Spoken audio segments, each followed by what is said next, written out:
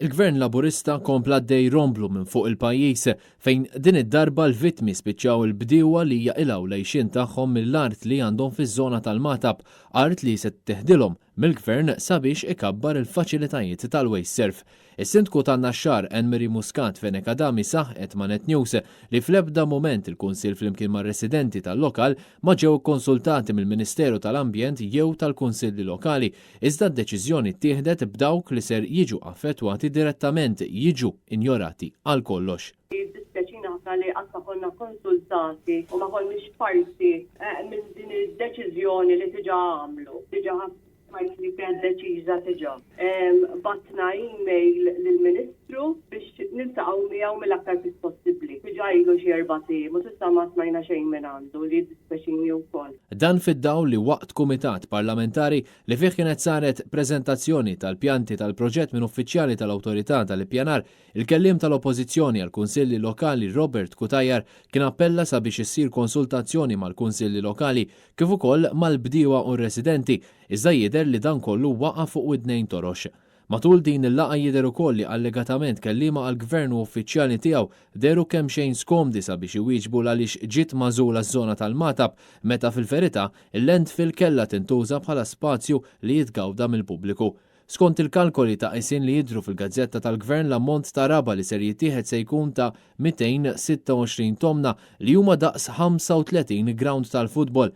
Dan fl-isfond tal-karba tal-Gvern evidentalment issa fażulla li hemm bżonn ta' aktar ħarsien tal-ambjent meta fil-verità b'din il-mossa ser jeqret aktar art maħduma għad-detriment tal-prodott lokali. Filwaqt li aktar kmieni din il-ġimgħa l-Partit Nazzjonalista ħareġ xaru tont kontra din ir-raba li tittieħed biex issir kontinwazzjoni tal-landfill u għalhekk kontra li din ir-raba tinqeret bħalma kien spjegat mill-Ministru għall-Ambjent Aron Farrugia, dan il-proġett jinkludi wkoll inċeneratur. Anke f'dan il-każ tal-inċeneratur tal-plastik, is-Sindku tan-Naxxar Anne-Marie Muscat Fenek Adami saħqet ma' Net News li fl-ebda mument il-Kunsill ma ġie konsultat. Way back, meta kienet ħarġet tal-inċeneratur xi 3 snin ilu, konna minna wkoll appuntament ma' Herrera u konna morna nkellmu. U l-istess, ma tana xejn ġdid, ġifieri kien qal li qed jaħdem fuq għad il-biċċa imma lilna qatt ma ġejna konsultati qatt. Dan minkejl fit-tweġiba parlamentari għal mistoqsija ta' Robert Kutajar, Jose Herrera li dak iż-żmien kien iservi bħala Ministru responsabbli mill-Ambjent kien sostna li dejjem kellu fil-ħsieb li fil-mument opportun jagħmel laqgħa ta' konsultazzjoni mal-kunsilli lokali, madankollu jidher li dan il-mument opportun qatt ma wasal. Fl-aħħar sigħat Net News iżvela li minkejja l-pubbliku fil-maġġoranza tiegħu qed isegwu l-iskema sort it out jidher li l-Gvern innifsu mhux isegwiha.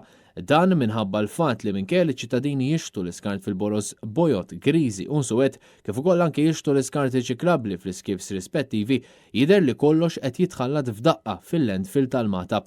Filmati miġbuda minn din il-Kamra tal-Aħbarijiet urew il-kriżi li hemm f'din iż-żona l-istess waħda li l-Gvern irid ikabbar b'mod sostanzjali bikel, kartun u skart varju ieħor f'munsel wieħed.